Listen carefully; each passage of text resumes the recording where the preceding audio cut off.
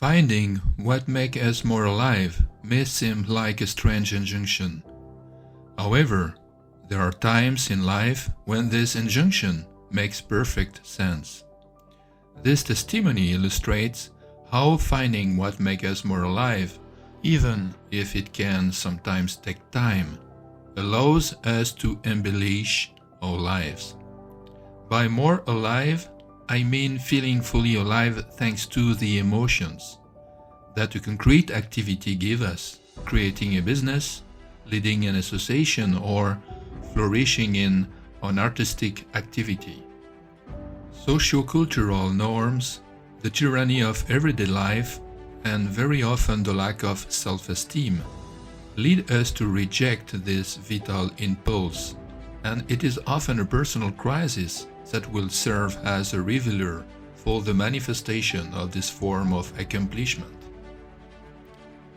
Through this short testimony, I would like to illustrate, on the one hand, the time that this quest can take, and on the other hand, the positive effects that it can produce in our lives. Here is my testimony. One lunchtime, while I was at a restaurant with my youngest daughter, aged 12, we both received a message from her big sister, who had stayed with her mother at home.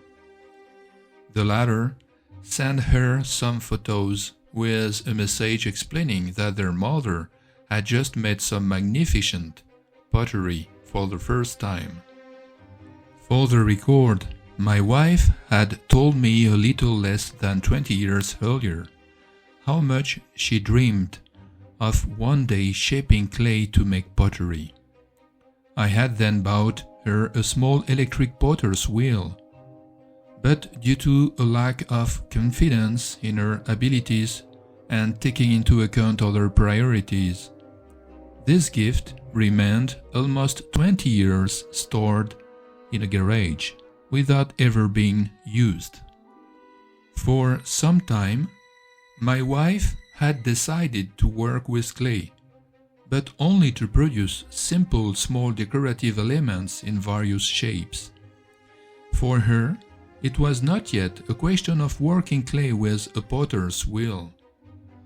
However, that day, she had taken the old electric potter's wheel out of its packaging, and she had decided on a beautiful spring morning to get started without any training.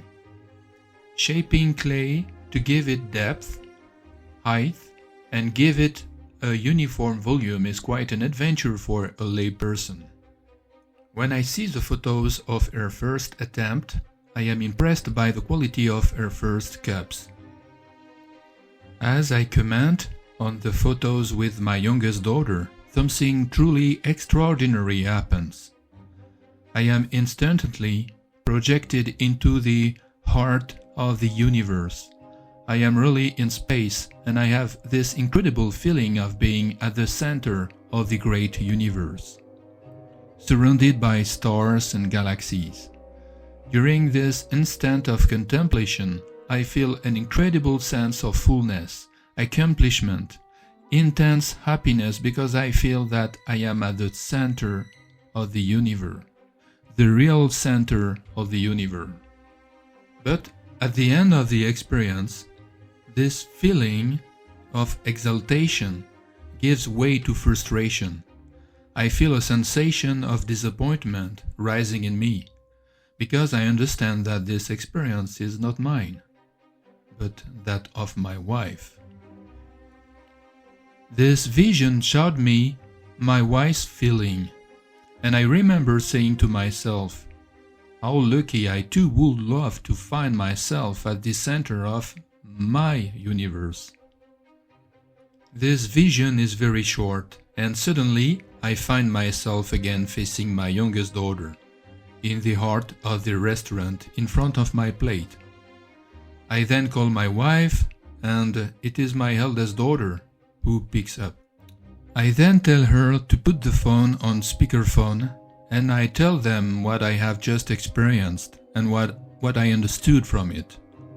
I explained to her that I had felt all her joy at having found her center, her place. I told her how happy we were to finally see her do what she had always dreamed of. These few words touched my wife because my eldest explained to us that she could not speak to us because she had gotten up to cry at the bottom of the garden. This day was memorable because very quickly she joined a pottery club, and she has continued to excel in this art since then. The changes induced by this first step were numerous. She found a balance in life that allowed her to distance herself from her work. She developed her creativity with all the joy that this brings.